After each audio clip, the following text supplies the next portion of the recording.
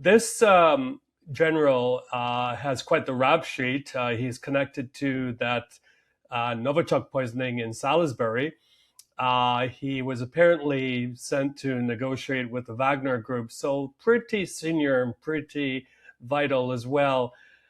The other thing people should be reminded of is that when Mr. Putin needs some kind of political leverage or doesn't like somebody, people mysteriously fall out of windows or apartment blocks get blown up. So yeah, so it could be a variety of factors here. Uh, they're not in infinite supply, these generals, and again, this chap had quite a lot of experience. Hello and welcome to Frontline. I'm Louis Sykes. Today we're talking to Michael Bociurkiw, a senior fellow at the Atlantic Council and author of the Substack World Briefing. Michael, thank you very much for joining us again. Good to be with you. Thank you. Well, there's lots to discuss, Michael, and as always, it's all happening very fast. Just this morning, a Russian general has been shot in an apparent assassination attempt in Moscow. He's now in hospital, and we're told he's not dead. General Vladimir Alexiev, he's deputy chief of the main directorate of the general staff at the Russian Defense Ministry. Why are the Russians struggling to protect such senior members of the military, do you think? That is a very, very good question. It makes you scratch your head, isn't it? It's a real head scratcher that these guys aren't getting more protection. But, when you think about it, if you're a general in China or a general in the US, uh, you may not get shot at or whatever, but if you're disliked by the leader, you get pushed aside or you get accused of corruption or you just get fired, you get sacked. Here, these generals, we don't know. It's too early to come to any conclusion. And there's been others, of course, that have been that expired in car bombs or shot at. We don't know if this is an internal job or it's the Ukrainians, because if it is the Ukrainians, they don't take credit for it. But if it is the Ukrainians, well, it certainly goes to show their long arm right into Russia. And I would think that this is something Mr. Putin would not want publicized, that it was the Ukrainians. This general has quite the rap sheet. He's connected to that Novichok poisoning in Salisbury. He was apparently sent to negotiate with the Wagner group, so pretty senior and pretty vital as well. The other thing people should be reminded of is that when Mr. Putin needs some kind of political leverage or doesn't like somebody, people mysteriously fall out of windows or apartment blocks get blown up. So yeah, so it could be a variety of factors here. Uh, they're not in infinite supply, these generals, and again, this chap had quite a lot of experience. So we'll see what the investigation turns up. But of course, we can't rely solely on Russia's finding on this one. Meanwhile, in Ukraine itself, Elon Musk has banned Russia from using Starlink systems. As a result, we've heard there have been a reduction in Russian attacks. Ukrainian sources are in fact claiming that Russia may now be effectively fighting blind in some parts of the front. How crucial is the Starlink system in Ukraine? Well, a couple of thoughts here. It's very, very important for the Ukrainian armed forces, of course, to communicate with each other. They use it on the front lines, also to communicate with loved ones back home. Uh, we don't know the full details of its capabilities for the army, but we're led to believe that it's very, very crucial. For the Russians to use it, they've apparently been leveraging Starlink technology to make their drones more accurate. And I can tell you that just before leaving to come here to Asia Pacific, there were some strange things happening above my head in the air. I was in central Odessa, and usually these swarms of drones come in the middle of the night. And for the first time, I had them pretty much right over my head, over my apartment building. It's one thing, Louis, to have it hear an explosion far away, you hear the drones far away, but when you hear them right over you, and some of these tend to be kamikaze drones, it's very, very scary.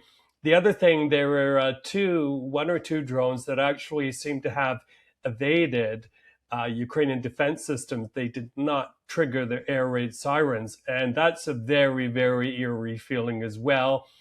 They sound more powerful, they move more quickly, and they pack a lot more punch. So the point here being, anything that can limit their capability or confuse them more or lessen their accuracy is a good thing. Good thing. It's a good day for Ukraine in this war, which is, we're almost going to into year 5.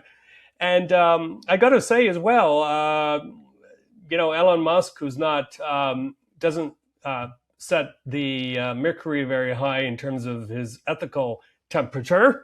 For him to do this is a pretty significant thing. I do wonder whether it was a bit of pressure or a phone call from Donald Trump, but for him to do that and limit Russia's capability is good. Because do not forget, was it last year perhaps, that he threatened or actually did limit the Ukrainians' capability to use Starlink because he thought it would escalate the war. So, as you said, things move very, very quickly, whether it's this war geopolitically. And this is another kind of line that's been crossed that we'll remember for quite some time.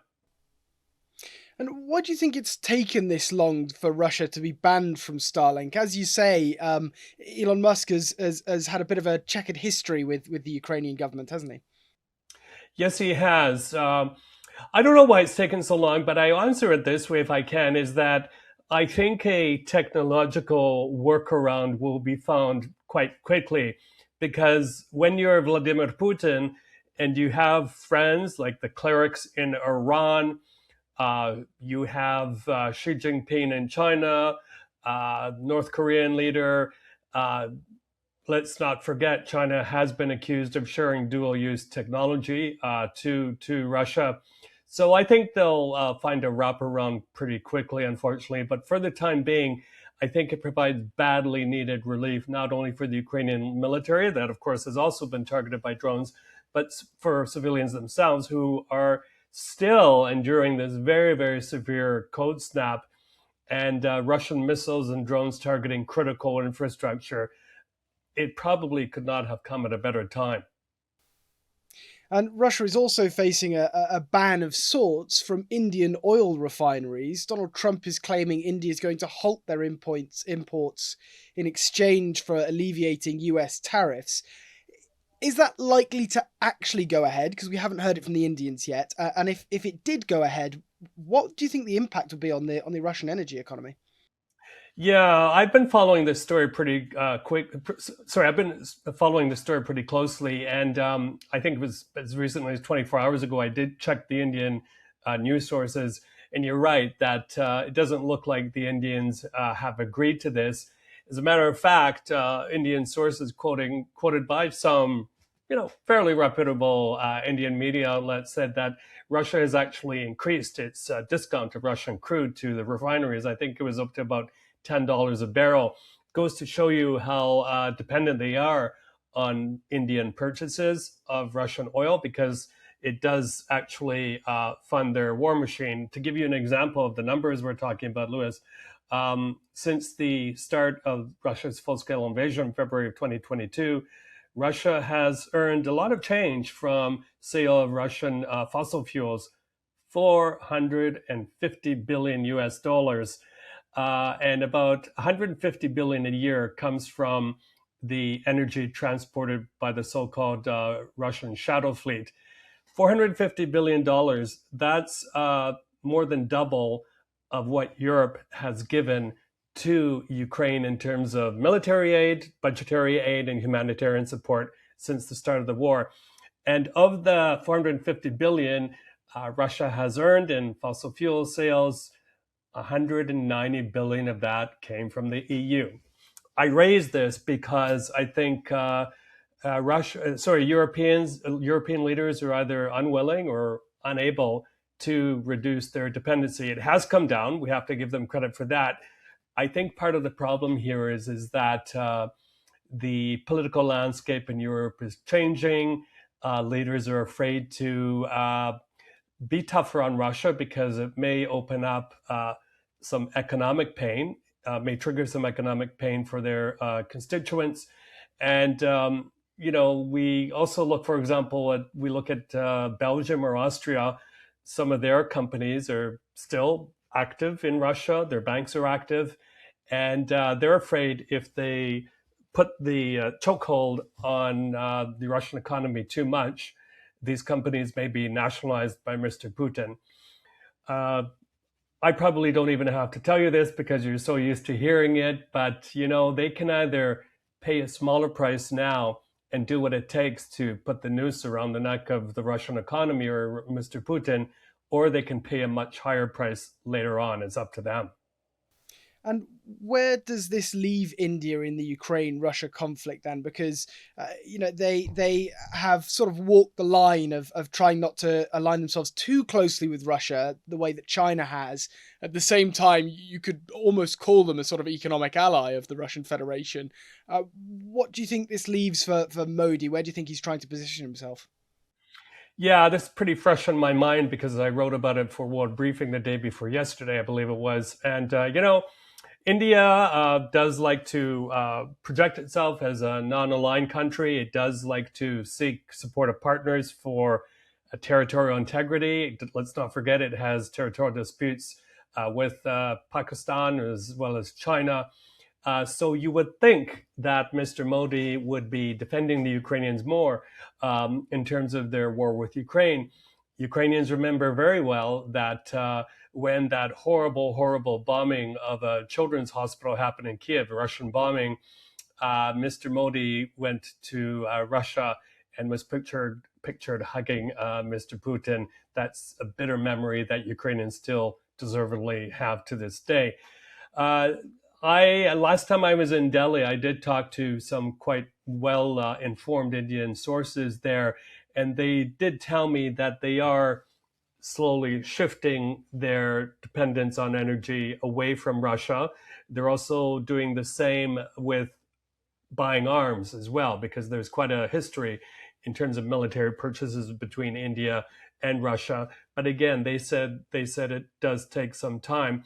But I think you know, if they do get round to reducing these purchases, uh, it will really have a poke a hole into the Russian economy. Now, it does take Mr. Trump as part of the equation here because he did tell the Indians that they would have access to Venezuelan oil. The problem there, of course, is that it's going to take quite some time to get the Indian refineries up and running. To get that oil output out so it could be sent to American refineries and then sent onward. And then, even Canada has a role here. It's in the process of not only repairing or resetting its relationship with China, but also with India. And if the political hurdles can be overcome by Mr. Carney and more pipeline capacity built between our big oil producing province, Alberta, and the West Coast, where ships can come and pick this stuff up and deliver perhaps to India, then that would help India reduce its dependency. One last thing here. Also, when I was in India, the Indians did tell me that, hey, one of the reasons that we have got into the business of buying Russian oil is because we were under pressure by the Americans to do so, because then we could sell it to the Europeans to reduce their dependency on Russian energy. A bit of a complicated map or geopolitical picture there, but that's the kind of balls in the air that we're seeing right now. Yeah, and we mentioned Europe just a moment ago. It's interesting what is going on there now. Emmanuel Macron, the president of France, has said on Tuesday he wants to restart some level of talks between Europe and Russia over the war in Ukraine. There's almost two ways of looking at this, I suppose. On the one hand, I think there is a very strong drive in Europe to just leave Russia in the dark. On the other, there must be people who think that Europe risks being left behind if the US and Russia are going to have such close and building talks themselves. Well, I fall into the camp where diplomatic isolation is the way to go, where sanctions after wave and wave and wave of sanctions is the way to go. But not, and we should tell your viewers and listeners that, according to quite credible reporting, a French envoy did actually visit Moscow and have talks with them there. So that seems to be happening right now. It hasn't been confirmed by the Elysee Palace. And Mr. Macron may want to watch himself on this one, because I don't think it's going to be widely applauded by European partners. And I can't see this being that popular among his voters. And he is on thin political ice these days. I don't think it'll yield very much. I do think this is the Emmanuel Macron, who has a bit of deficit when it comes to height, trying to make himself appear like the European strong man and tall man, and saying, see, I can talk with Putin and I can extract things from him. Well, we all remember where earlier, a few years ago, it was either just before the full-scale invasion or in the early days, he did go to the Kremlin. Remember that long table separating him and Mr. Putin? It didn't achieve very much, if anything. Yes, no, I remember him coming back from that meeting and saying he had guarantees that that Russia would not invade. Only, I think, less than a week before the invasion started. So it'll be interesting to see what, if anything, comes out of those talks. Meanwhile, the US-led Trilateral talks are continuing. We're being told in Abu Dhabi, we're being told that they're constructive. All sides seem to be using words to that effect. Yet they still seem to be stuck on the same issue of territory. There are still prisoner swaps ongoing, though. Is it good that there is at least this system by which Ukraine can swap prisoners with Russia? Is there anything we can see as a kind of silver lining coming out of these talks yet? Yeah, of course. I've always said that talks are better than no talks. And if they do yield prisoner swaps, I think we're talking about 150, 170 on each side, including some civilians on the Ukrainian side. That is a good thing, because some of these individuals have been held since the start of the war.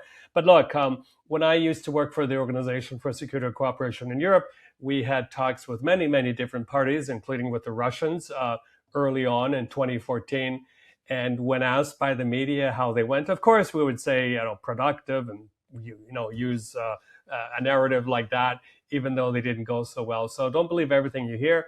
But there's also, of course, working in the background of this extremely complicated picture where the Russians don't want to seem to budge on territory, but also they're very weary of any kind of security guarantees backed by the US or by the East, is that they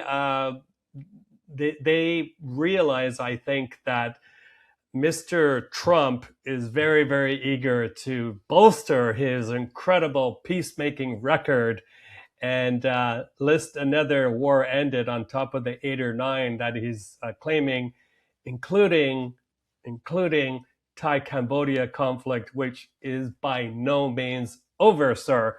In fact, it's been apparently deliberately calmed down by the Thais. They're going to have their big election voting day on Sunday. And in order for that to happen, according to Thai law, you have to have people voting in all districts of Thailand, including near the Cambodian border. So, yeah, and go ask Mr. Anwar in Malaysia, who should take credit for that Thai-Cambodia sort of peace agreement. And I don't think he would mention Mr. Trump. So I think that's working in the background here. If Trump could only go in front of the cameras and say, I have put an end to the fighting between Ukraine and Russia, of course, that would be a big deal. But I think we're far away from that. Having said all of that, one final point, it was quite significant for the Ukrainians to agree to go and meet with the Russians, of course, with the United States there, the third party. These are trilateral talks, as you mentioned. But that did happen near the start of the war, mostly in Turkey. So that's a positive step. But I think it'll take quite some time for any tangible progress to happen. Yeah, and we talk about some of these other nations that are involved in the goings on of the Russia-Ukraine war and in international politics as well. It's important that we understand that it's not just large countries like the US and India that are involved. Who else should we be focusing on, especially when it comes to the ideas of sanctions and tariffs and who's Yeah. supporting who in the conflict in Ukraine? Yeah, you bet. Thanks for asking that. Well, I have some slightly raw emotions when it comes to that at the moment. I am here in Thailand, and I cannot move a few feet without bumping into a Russian here. It's unbelievable. It's gone to the point where it's just not hundreds of thousands of Russian tourists. You actually have Russians here for so long that they've taken over key sectors of the economy here on Phuket Island. We're talking about property. Go and try and rent an Airbnb here without encountering a Russian owner. Or even, I'm told some of the transportation sectors have been taken over, and this is causing a little bit of friction with the Thai civilians. The Thai government, it seems, couldn't be happier. They have suffered a big loss in Chinese tourism mainly because of the scam centers. Chinese were afraid to come here because perhaps they'd be trafficked into those centers, and also there are problems with the Chinese economy. But you see, Thailand is so reliant on tourism that even a slight dip from any quarter would hurt it quite severely. Having said that, we mustn't forget that Thailand is at least partially under U.S. security umbrella. China is becoming a bigger presence, let's say, in the region. And it would be interesting to see Mr. Trump use that pressure on Thailand to say, okay, boys and girls, enough is enough. We need to solve this war. We need to put pressure on Mr. Putin. So let's temporarily stop tourism. Let's temporarily stop Russian investment in the economy here. Because I'm not in favor of collective punishment of any particular country or any nation. But, when I go down the road and I have these micro discussions with ordinary Russians, and they tell me they're from Russia, and I ask them what they think of Mr. Putin, and they go, I like him because he's a strong man. And then I ask them about the war in Ukraine, and you can imagine the answer. This isn't an isolated discussion or an isolated answer. So it would, I think, send a message to Mr. Putin that not only enough is enough, but if they could get to that point as well, where, for example, in the UAE, where these talks were happening, guess who is the number one buyer of luxury property? Russia. And a lot of them are friends or of Mr. Putin or in his circle. If the UAE, and let's not forget, a lot of Gulf countries also reliant on U.S. Security umbrella, were to be told temporarily stop it, it would not take very long for the message to get back to Mr. Putin. Look, the Ukrainians would be very happy with this because the war so far has remained quite distant to the elites in St. Petersburg and in Moscow. And I can tell you as well, another finding of mine here is that a lot of them are from one of those two big cities because ordinary Russians can't afford to have these more expensive holidays. But this would be a way for countries that, like Thailand, value territorial integrity to send a message to Mr. Putin, especially that if you're going to go and invade a neighboring country, well, you're going to have to pay a price for it. One last point on this, if I may, sorry to go so much on this, but yesterday, Human Rights Watch released its annual report. And if there was one or two things that came out of there is autocracy is on the rise big time. But they also said that countries that are unwilling to stand up to bullies, they did name Mr. Trump, but that do not stand for his indiscriminate swinging of his terror baton or military threats or threats towards Greenland and Canada, well, they said they should form a coalition of countries that do care about human rights, that do care about territorial integrity. And I'm a very, very big proponent of that. I've been saying for quite a few months now, including in World Briefing, that there should be some kind of coalition of the unwilling, I worded it, formed.